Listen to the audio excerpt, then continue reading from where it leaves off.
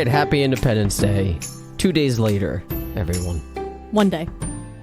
Yesterday was the 4th. When are people listening to this? What? Monday. Oh, yeah. 2 days ago. Happy Independence Day. I mean, 2 days ago still felt like it. The fireworks and everything started on Friday. It's crazy that, given the fact that, given my fanhood towards the Toronto Blue Jays and the Toronto Raptors, it's crazy that we celebrate Canada Day harder than we do Independence Day. Oh, well, I think this year, because we didn't go to any 4th of July barbecues or parties or anything. We didn't last year. Well, since we've had our daughter, we haven't really done much of that in general, but we used to celebrate 4th of July more than we do now. Did we? Yeah. I don't recall this. We did cookouts and stuff like that. We did? Yeah. Where? Our friends. We did? Yes, we had one at our house the year that we got engaged. Oh, yeah. It was really hot that day. Yeah. Whatever. Welcome to While She's Napping. I am Adam. And I'm Cindy. And hey, we did pretty well for the month of June, given the fact that now it's July, and 2020 is half over. More than half over. It feels like forever. No, a lot of things feel like forever ago. Yeah, I feel like 2020 is dragging. I mean, a pandemic will do that. Yeah, it's never going to end. But 2020, that is. The pandemic will end. Yes, we hope. We hope. Eventually.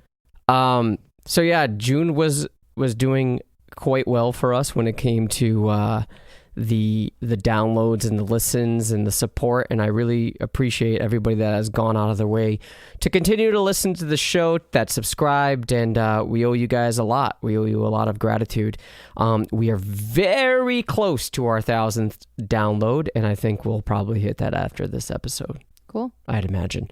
But I want to do a couple of announcements before we begin today's topic of toxic masculinity. First of all, I'd like to wish a very happy anniversary to a couple that listens to our show and supports our show. Happy anniversary, guys. We still won't use your names out of respect, but happy anniversary. And, when it came to your wedding, do you remember?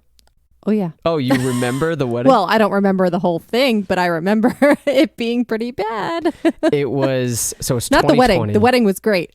My situation was bad. Yeah, it was 7 years ago. Yeah. Right? So happy 7th anniversary, guys. This is the anniversary of Cindy chugging alcohol and just not being good later on. Yeah. Yeah. Let's leave it at that. Did a little bit of a cleanup. Also, hey, did you know Kanye is running for president? For real? Yes. No, I didn't know that. Kanye announced this morning, or maybe it was last night, that he's running for president. Little late. Look, in some states, it's legitimately too late to put your name on the ballot. Have an actual... What party is he running? I think he's running as an independent. Okay. Yeah, so Kanye West, president. Don't vote for him. Please don't. Look, It's funny. Maybe he's just trolling us all. That's a very Kanye thing to do. But don't vote for him. Don't throw away your vote like that. Give it to an actual candidate that knows what they're doing. Mm-hmm. Even if it's not Biden or Trump, if you don't want to vote for either of them, give it to a candidate that has actual experience and not Kanye West. Anyways, or the current president. Yeah. We'd like to thank those in the United States, Canada, Australia, Spain, Nepal, Brazil, the UK, Greece, and Romania. What up, Romania? You still listening? Specifically in the U.S., we'd like to thank Rhode Island, Massachusetts, California, Virginia, Florida. Get your shit straight, Florida. New Hampshire, Louisiana, Connecticut, New York, Arizona. Get your shit straight, Arizona. Michigan, Ohio, Texas. You guys know. Georgia, New Mexico, Oregon, Pennsylvania, South Carolina, and of course, parts unknown.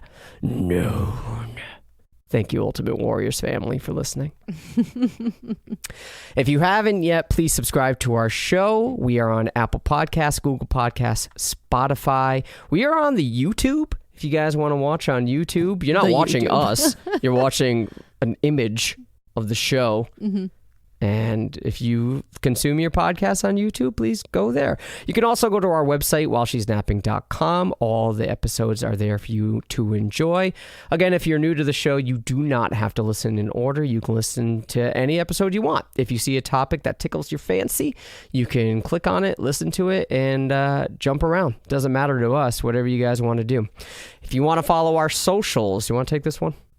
Sure. We're on Facebook, facebook.com/whileshe'snapping. And that's where if we're doing an episode where we have polls that we want to do ahead of time, that's where those are mostly done. But we're also on Instagram at whileshe'snapping. We try to post the polls in our stories there too when we do them. And on Twitter at she'snappingpod. And if you'd like to email us and remain anonymous. There you go. whileshe'snapping@gmail.com. So this is how I want to break this episode up. The first half is going to be you giving your piece on the nature of toxic masculinity, what it means to you, what you think about it, how you think it's affecting the youth of today's society. I guess this is primarily Western culture, I would assume. I'm speaking of it specifically from America. Or North America, we could say. Maybe. I don't think there's much difference I think between Canada and America. Maybe not. Yeah. But I think a lot of the things that I've been reading and listening to really focus on the U.S. Okay. And second half of the show, I'll sort of respond to that. Okay. All right. I can see it in your face. You think you're going to, you're setting me up so that you can come try to destroy my argument. No. Well, look. Yeah, you're trying to set it up graduated that way. with a degree in philosophy. I know. We talked about this before, that you're really good at arguing, even if your argument sucks. You're just really good at, constructing an argument to make it hard to respond, even if there's very little substance to what you have to say. Sorry. There was a group of people in ancient Greece that did that. I forget. The sophists. I think they're the sophists. Yeah. They were paid to make bullshit arguments sound really good. And basically they were these group of philosophers that you would hire to say something like, "Hey, this is my position. Can you strengthen this for me?" And yeah, they did. Even if it was a very poor position, they made it sound really good. Right. That was part of your training in philosophy, that you were trained to write. You had to do position papers, or I forget what it was called, but you would present a theory and then present your response to it, of just try to break this down, find the flaws and reconstruct it in a way. Yes, but they weren't finding flaws. I could be very wrong about this. I didn't really do well in ancient Greek philosophy, but I do know that Plato and Socrates hated them. Yeah. So, well, some context for how this conversation might go. Why don't you begin? We'll start with this. Let's define what toxic masculinity is to you. All Trulies. Right. Yeah. Let's get ready for this. Okay. So I feel like I'm probably going to stumble through these definitions, but I think the most simple way I can think of to describe it is that whatever we think of in terms of what traditional masculinity is, mostly meaning, you think of strength mainly is the thing that comes to mind for me. But that just describes masculinity, period. And I think where it bleeds into toxic masculinity is an ongoing, continuous repetition of the messages of what it means to be masculine, and that is the only thing that describes masculinity. Well, hold on. When you say strength, you're talking physical strength? Not necessarily. So the act of being strong is masculine? I'm just trying to clarify your Traditionally, definition. yes. Okay. I mean, strength is associated with masculine. It doesn't mean that women can't be strong. You're saying in order to be masculine, you have to be physically and somewhat emotionally strong. Not emotionally. I think traditional masculinity lends itself to, the description would be physically strong, maybe not emotionally strong. Then what's the difference between that and toxic masculinity that you're talking about? Toxic masculinity is when it's repeated over and over that is the only message that men receive. That to be masculine, you can never show weakness. You can never show emotion. You have to always be strong. Rub some dirt on it and man up. That's when masculinity becomes toxic. So when you're saying to be masculine, I'm just trying to clarify trying to your twist my definition. words. No, I'm just trying to clarify your That's definition. why I've got this truly.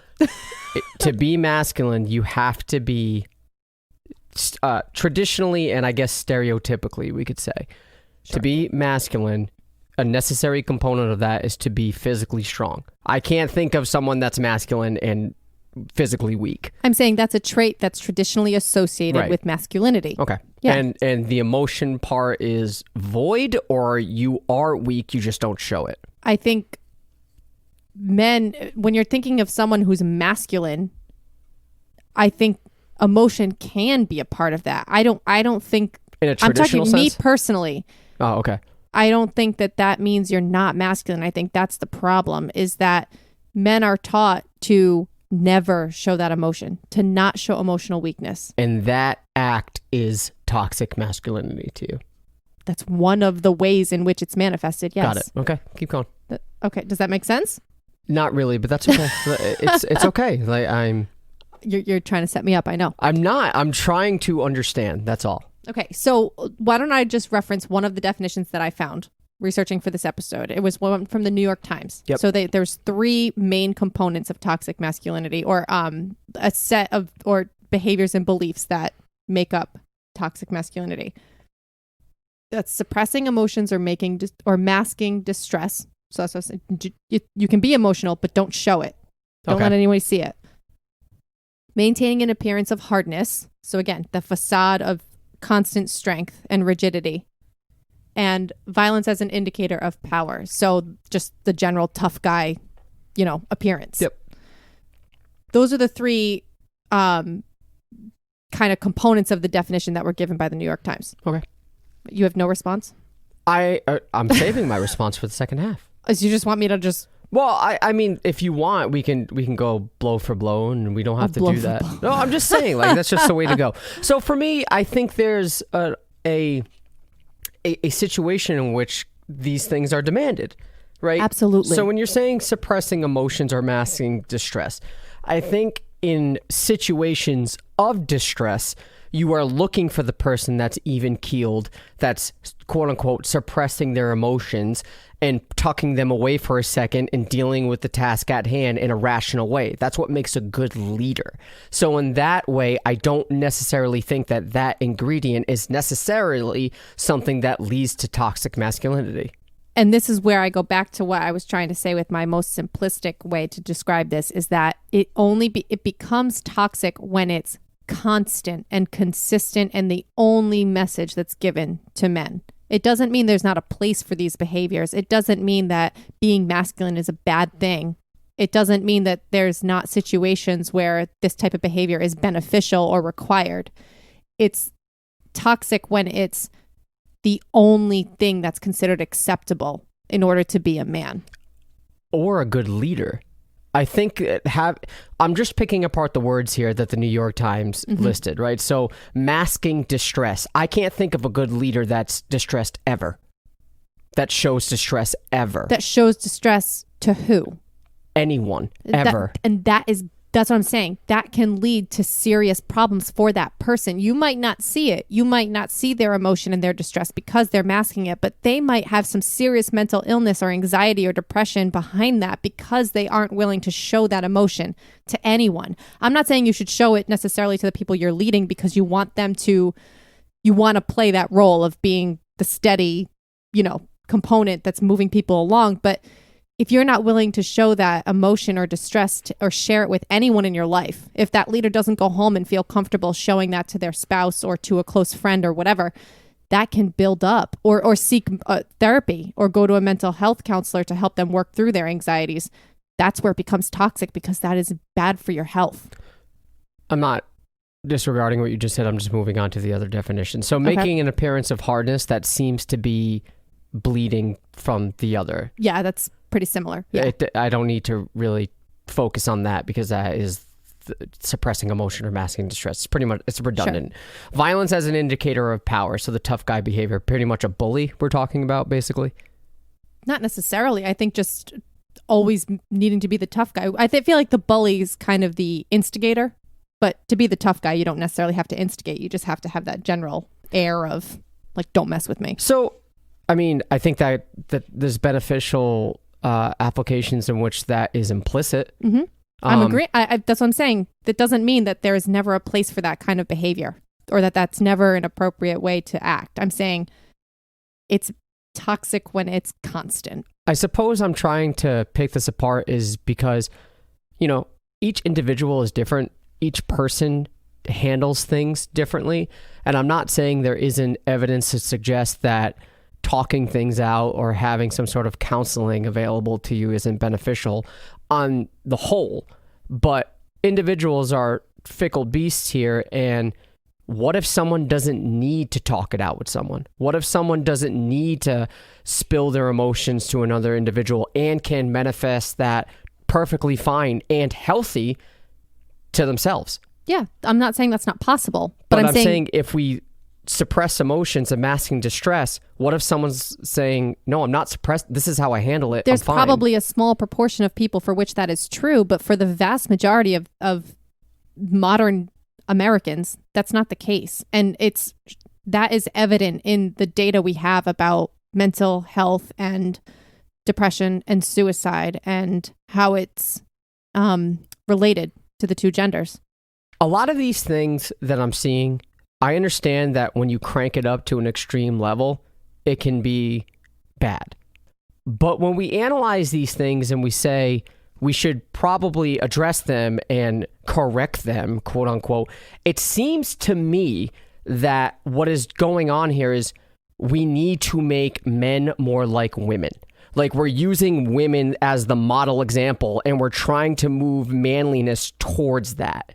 We're trying to move masculinity towards femininity. Okay. When it comes to I'm not saying showing your emotions is bad, but we don't hear toxic femininity. We don't hear anything toxic when it comes to the feminine or the female gender. So if that's the case, it seems like it's implicit that I'm not saying move men to be more like women. Move them down a peg? Is that what you're saying? No. I'm saying move them over, like left or right. It doesn't matter. See, here's the problem. It's not a left-right.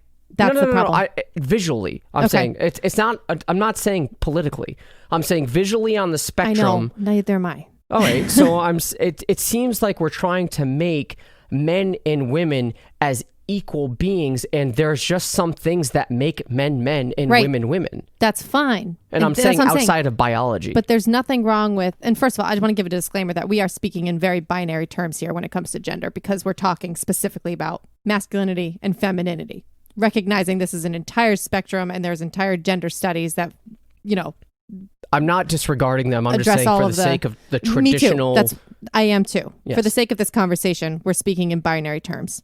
That's just a disclaimer. But to respond to what you said, so toxic masculinity bleeds right into misogyny for some of the reasons that you just kind of framed up. So when the example that always pops into my head is when a woman does something that's considered manly or masculine, like for example, like when a woman will change a tire or use power tools or order a straight whiskey or something like that, it's viewed as sexy and cool and it's viewed in a positive light because it's rare. Not necessarily. Okay. Are you serious? Okay. In modern society, that is rare. Think about all the women in America. We're talking about people in America right now. The modern woman in America, on average, probably does not know how to change a tire. And I think a lot of this is based in these traditional gender roles that we conform to. I think there are plenty of women who are perfectly capable. Maybe, I don't know. I can't speak for all of the women in America. Would you think that is true or false? It's probably true that the modern American woman does not know how to change a tire. I'm saying on average, you're looking from 18 to 80. Maybe, but I think you're oversimplifying again, and you're missing the entire historical context of why that might be true. I get because that. women haven't been driving as long as men. They haven't been going to work as long as men. Sure, yeah. They haven't had the necessity to learn those skills because they were stuck at home I want to be taking care of their clear. family. I don't think that a woman can't or is Of incapable. course not. I know that. Of I'm changing saying a tire. I know, but I'm saying just by pointing out those general statistics or patterns or whatever we think they might be doesn't negate all of the context around gender roles and toxic masculinity and all of that has formed those ways of life in America. Like there's a reason why that is. I'm responding to you to why that may be a turn on to men. It's because it's considered rare. Fine. That's all. So let's stick with that. So a woman doing something that's traditionally considered manly is generally viewed in a positive light. It's a turn on, it's cool, it's sexy, whatever. But a man who does something that's traditionally feminine, so for sticking with the example of ordering a cocktail, of a woman ordering a straight whiskey and a man ordering a Cosmo or a fruity drink with an umbrella in it, you're going to get made fun of by your friends. Or you're going to be worried about it. I'm also willing to bet that the average woman does not find that attractive. Why do you think that is? It doesn't matter. Yeah, it does matter. That's toxic masculinity. That's what I'm saying, because as an entire society and culture, we have been taught that is not good. Well, why can't that just be intuitive? Why can't that be intuitive to a woman that says, I like my men drinking beer, or I like my men yes, drinking that doesn't speak to personal preference. Whiskey. Yes, personal preference is one thing, but again, I'm speaking in the entire context of our culture. That my point is, women doing something manly is used as a cool, positive thing. Men doing something feminine is often made into a joke. I'm not sure that's very much true today. Yes, it is true. No, I think maybe we're moving in the right direction because people have acknowledged that toxic masculinity exists and that this is a thing. And I think people are making an effort to accept people for who they are and not make them conform to these stereotypical gender roles. But if you're speaking about traditional, like our modern American culture, that is true. Women, it's a positive thing to act like a man, and it's a negative thing for a man to act like a woman. I'm not sure. Like, I do think that women frown upon other women to do, maybe not today. I can't say that's true today. I think a lot of women today are, and rightly so, about empowering each other, right? Yep. Saying you can do anything a man can do. I think that's widespread. Yeah. Maybe not for the older generation, but especially in ours, that's widespread. And I'm not saying it's wrong for that to be a positive thing. I'm just pointing out the double standard. Right. But I do think woman to man, if a woman, say a woman that's single and looking for a partner, sees a man do something that's stereotypically a feminine thing, I think the average woman would find that as a turnoff. They don't seek that in a partner. I already responded to that. I'm saying that, first of all, I don't think that's necessarily true. I don't think it's necessarily true. And if it is true, I think it's a result of this entire narrative that men have to be manly all the time. And if you're drinking a fruity drink with an umbrella in it, you're not a man. Right. That's a poor example. Problem. That's a poor example. No, but it's true. No woman, I think, now this is from what little I know about women, right? No woman that's seeking a partner wants to be with someone that they feel can't protect them, that feels like they are not physically capable of protecting them. I'm not that's what I'm saying. That's not saying there's not a place for masculinity, traditional masculinity, in a relationship or in a person. I'm saying, but I think the average woman, I'm speaking for myself, I guess, but you don't want someone who that's all that they know how to be. You also want someone to be vulnerable and be able to share their feelings with you. And I think that's something that causes a lot of tension in modern relationships, is that women tend to be more emotional, and then their male partners are not emotionally available. You hear about it all the time. I hear you, but I also think, speaking as a guy, there's just those emotions that typically a woman in America is emotional all the time, quote unquote. Well, I'm not saying that stereotype. That's hence the quote unquote. Yes. Men typically, the typical average man is not really thinking about emotional shit. I don't think they're necessarily thinking about. This is what I'm saying. This is a result of, in your case, 30 plus years of living in a society, in a culture that messages to you that it's not okay to show your emotion and you should just suck it up and handle it on your own. That is what toxic masculinity is. That's why I think you have this view. It's not saying that you might just also happen to be the type of person that deals with things more on your own, and you don't necessarily seek out Right. people like that's. I'm not invalidating or saying that those types of people don't exist, but I'm saying across the board on a larger scale, it's unlikely that all men handle their emotions that way and all women need to talk about their emotions. Each person is an individual who's going to handle their emotions in a certain way. And I think the only reason why we see patterns between males and females and how that comes across is because of how we are taught in society to handle things based on our gender.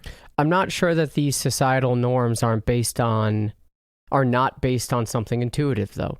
And I don't think it's just a result of culture. Like you examine pre-civilizations, right? Or early civilizations, I should say. And I don't think that these things were done based on just misogyny and sexism. I think these things were based on, like, for instance, physical capabilities. Not that women aren't capable of doing strong things. They certainly are.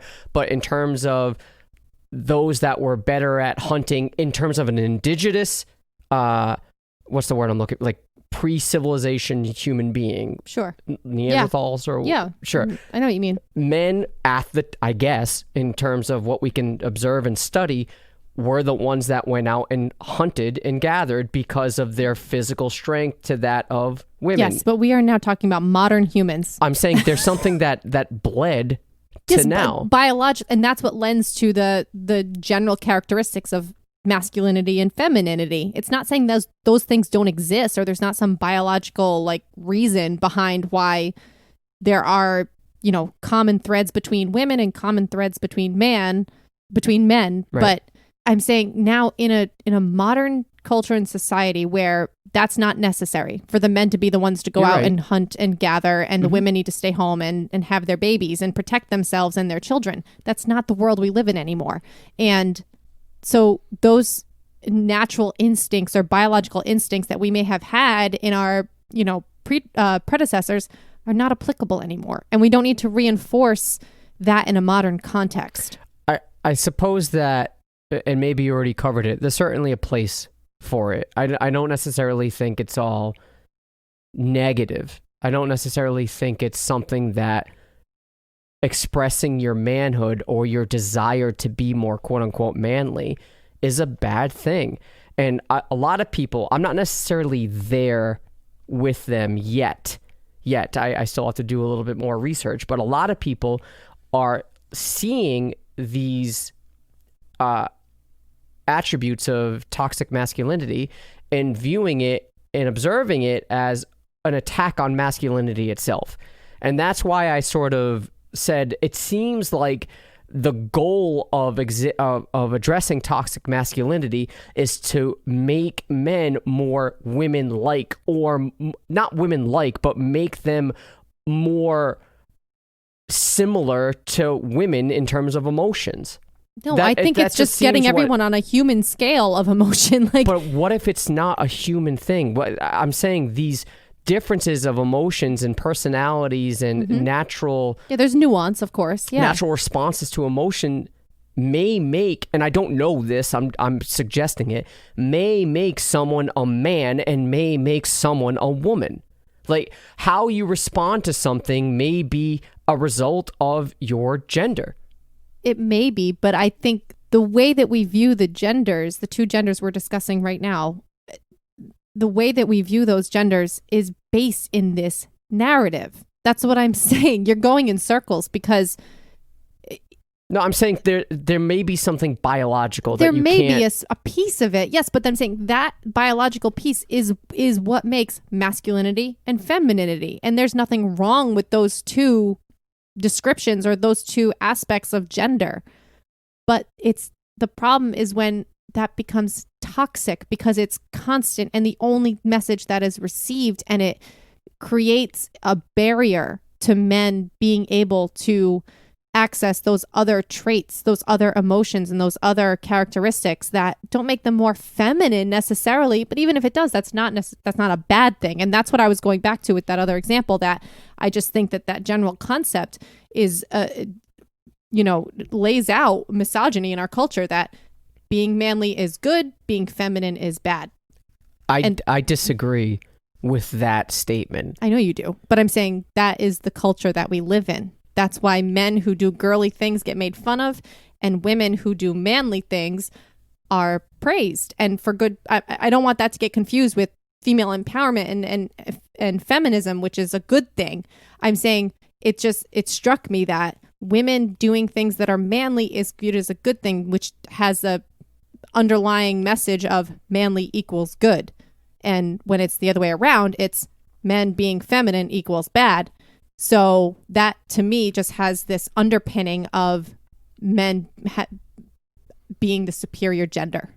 All right, let's take a break right here. We'll come back because I I'll take want a to deep talk breath. about somewhere in some arenas where I think this is not just acceptable but mandatory to be quote unquote toxically masculine. That's what I said. That's what I was thinking if that was a thing too. All right, hang tight.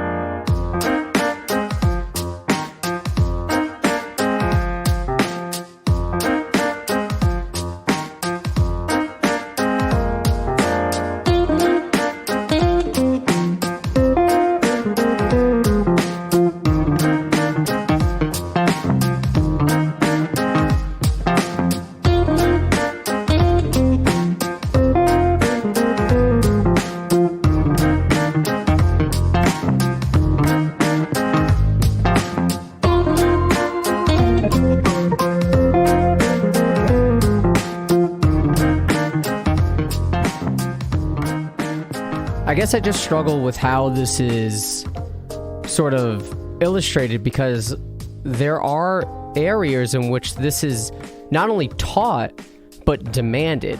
What is this? What do you mean by this? The aspect of toxic masculinity, like the whole don't show your emotion, purge that, don't show any signs of distress, man the fuck up. Ever. That's important. In the military, during a tour, you cannot show weakness. You just can't. Maybe when not it's over. When you're, yes. Okay, so it's but I'm not saying always. during that critical time. Yes, and that's what I you said. could be overseas for years. Yes, but I see. I neither of us have been in the military, so we don't have any experience to back these views up. But my gut reaction to that is, I agree that war is the perfect example of when these traditional masculine attributes are necessary and beneficial, of course. But I don't. But it's taught, is what I'm saying. Yes, but and it's beneficial it's taught to teach throughout that. our society, and it's not I'm limited to saying the military. in this arena, it is beneficial to teach that. Right, but how beneficial is it really to teach the people who are fighting in the military that it's never okay to confide your emotions in someone or to talk about how you feel?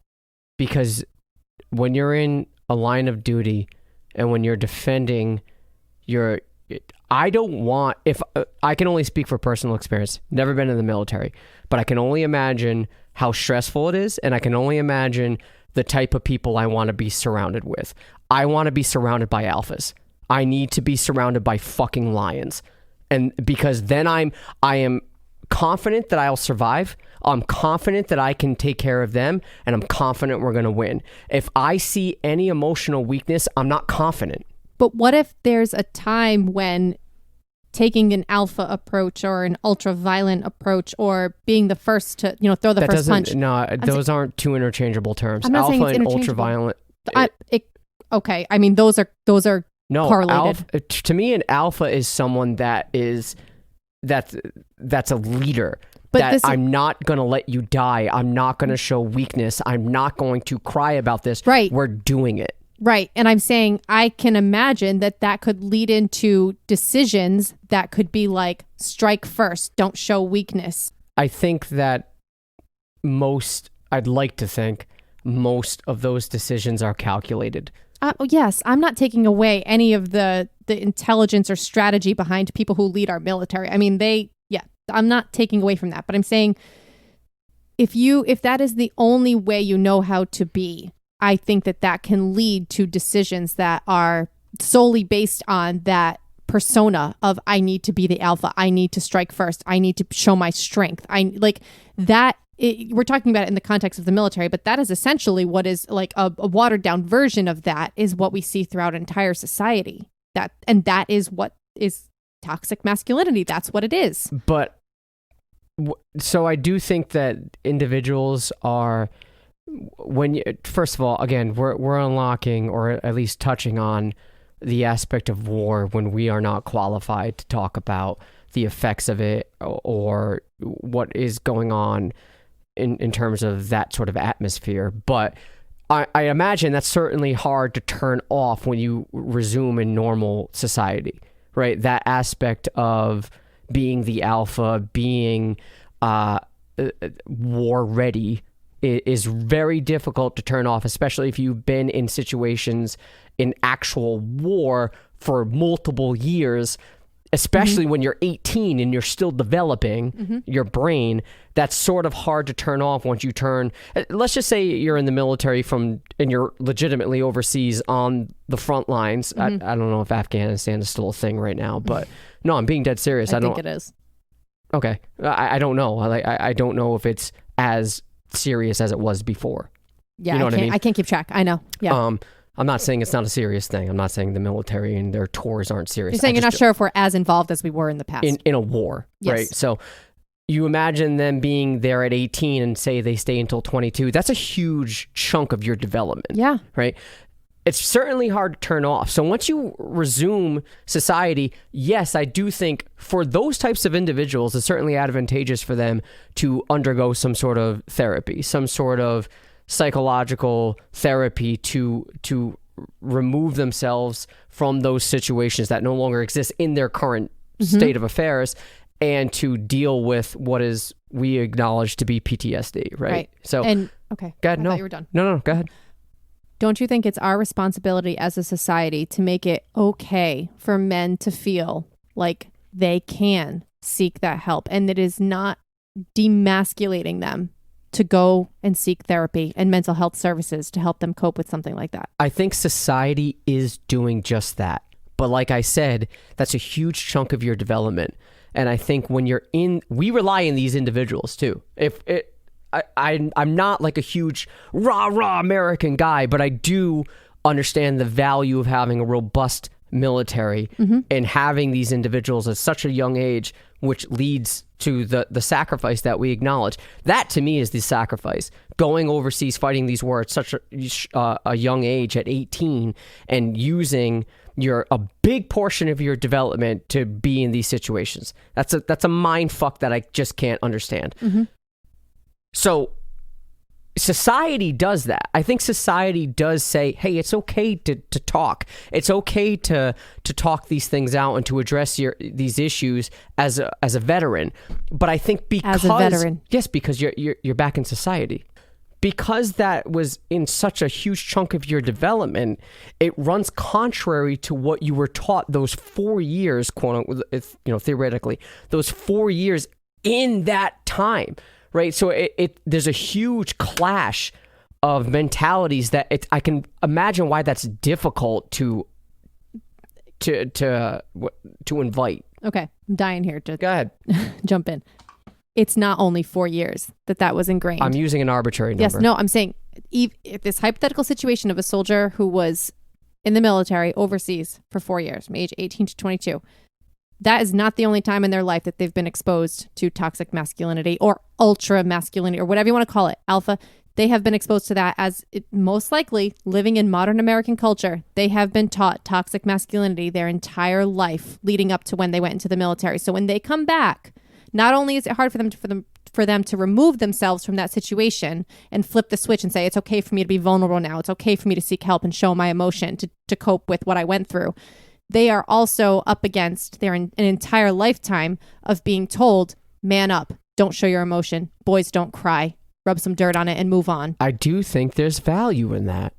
Not in that situation. That can lead, that's what I'm saying. It can have serious effects on a person who goes through that type of a situation. No, a man I don't who know. is cultured to think that it's not okay to show your emotion, it's not okay to seek help, and that's going to demasculate you.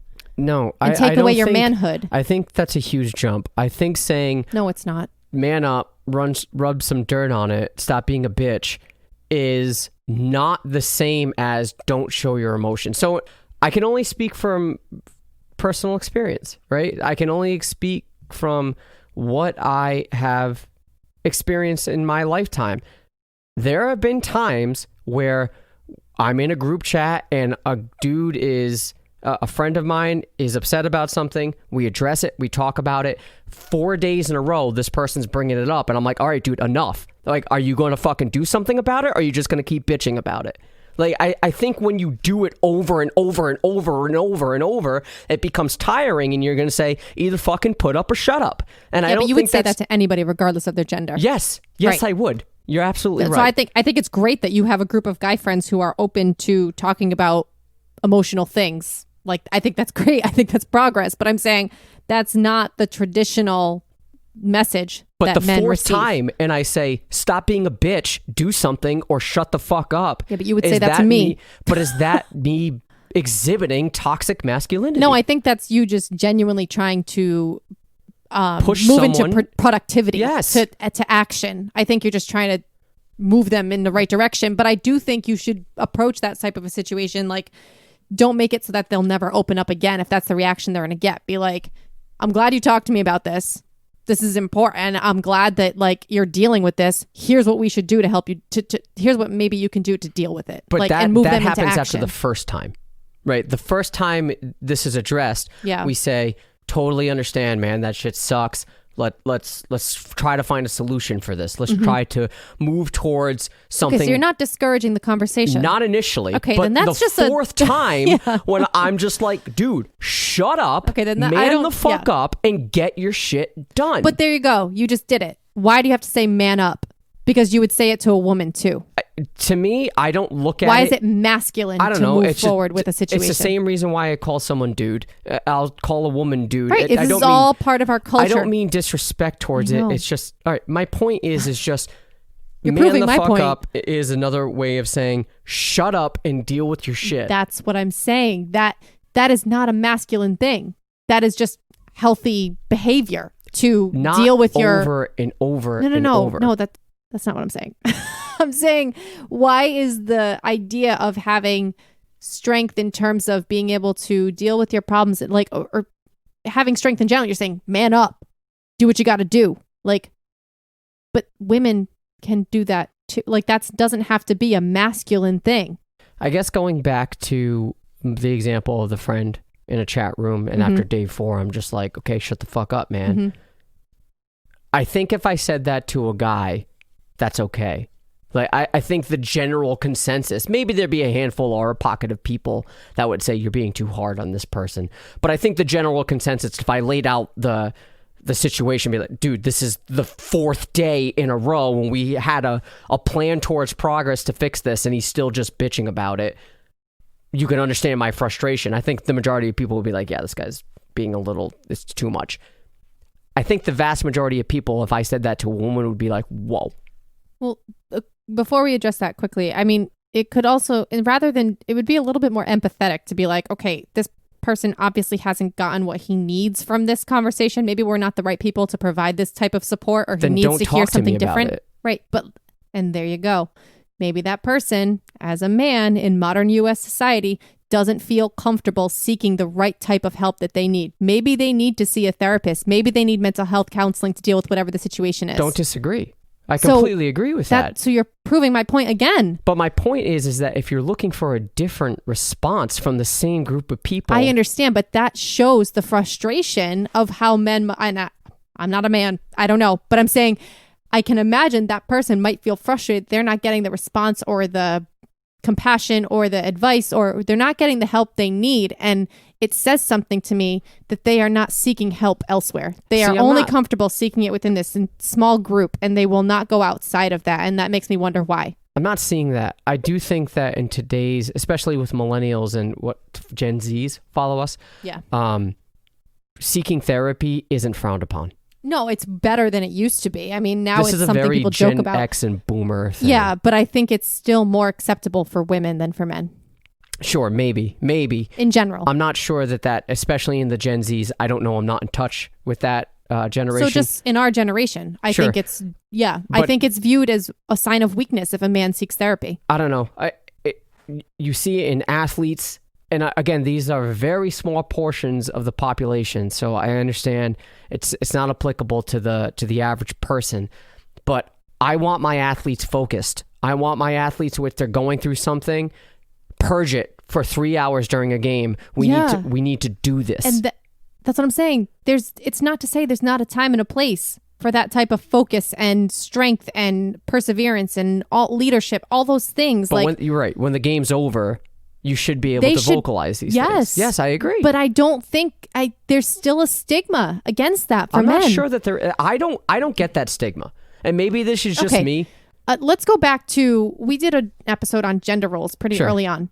And I brought up a situation that relates to this conversation about how I feel like you are all in for your daughter to pursue any activity that might interest her, no matter if it's traditionally masculine or feminine, a boy sport or girl sport or activity or whatever.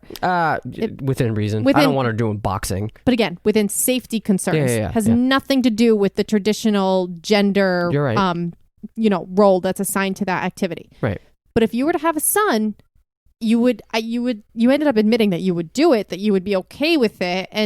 But I still think, and you know it, you can deny it, but you know it in the back of your mind, there's something a little that just eating away at you about a boy doing ballet is not different. Anymore.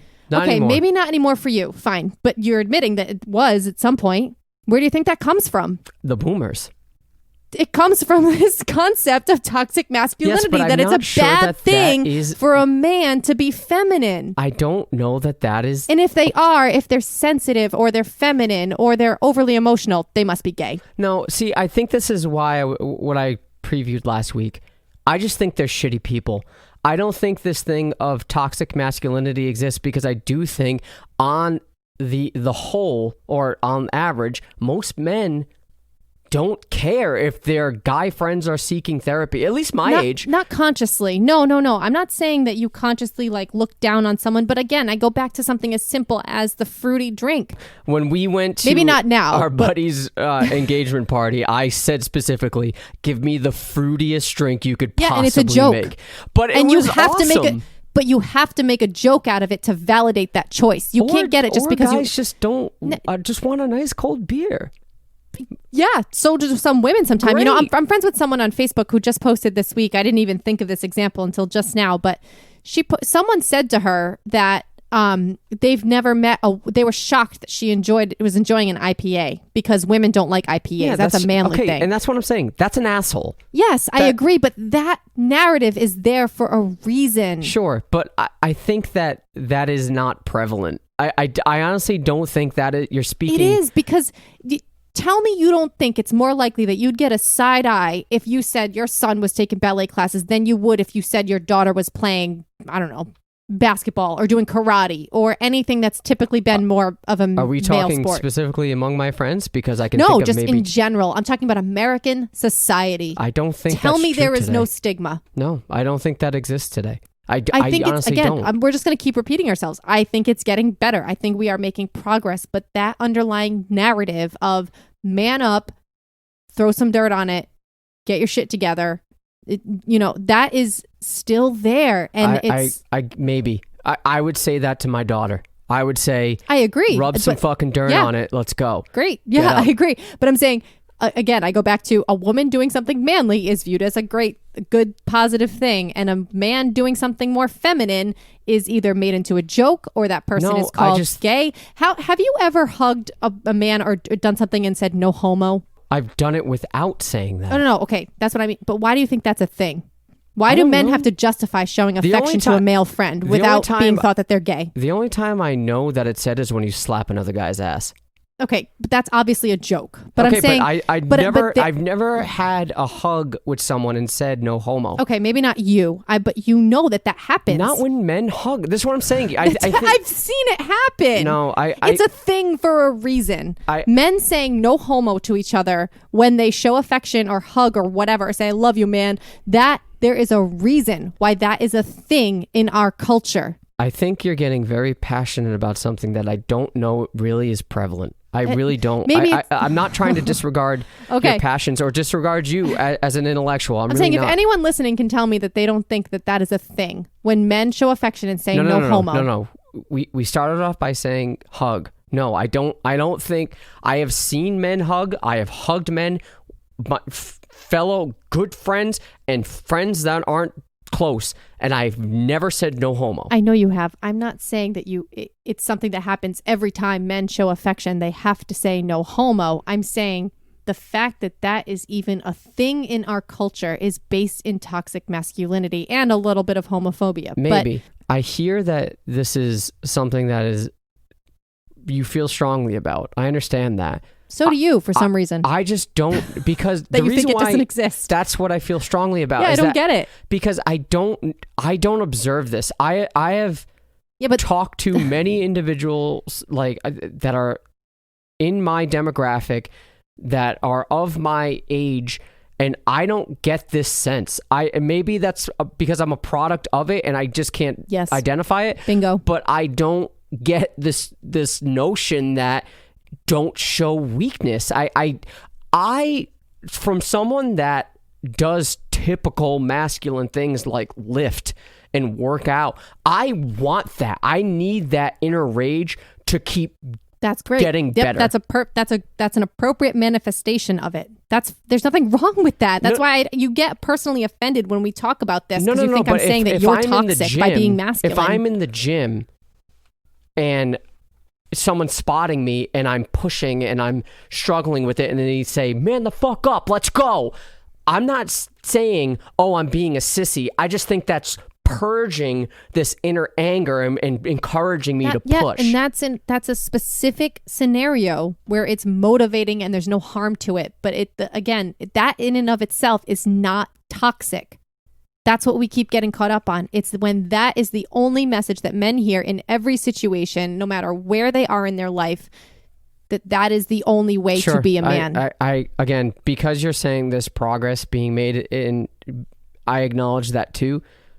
If any of my friends ever said I'm going to therapy to deal with this, I would not think any less of that person. If anybody that's not my friend said that, I would not think any less of that person. Maybe that's me, but again, I can't say maybe I'm a product of toxic masculinity and at the same time say I wouldn't think anything less of that person. Right, but I think you're taking it a step. You're getting ahead of yourself where you're saying if they made the decision to go to therapy that you would be supportive of that. I think the hindrance is men don't feel like it's appropriate for them to pursue the therapy or tell people that they're going to therapy because of the messaging of this toxic masculinity throughout their life. I don't know that that exists. I have talked to a handful of individuals that have gone. I know I can only speak small on. I know, but what I'm saying is there's an entire field of study around this and bodies of research and work that show this pattern and show the correlations between these types of behaviors. Sure. We're running in circles. My point is it exists. that I don't know that it does. I think that we're talking about terrible people or assholes that encourage men not to show their emotions, not to show their feelings because of an antiquated view of society. I think that is you're speaking of a very small minority of men nowadays, especially in our generation. It's not just perpetuated by men.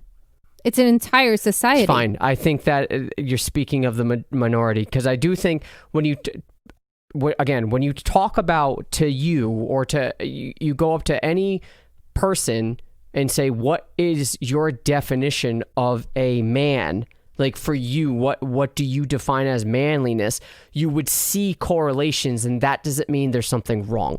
That doesn't mean there's something negative in those similarities, like strength, like leadership. Like I don't see that being bad, and I think that's when people, specifically men, are saying this is an attack on masculinity because we do look at those traits and say, okay, these are good things. I'm not saying not going to therapy when you're suffering is a good thing. It's not.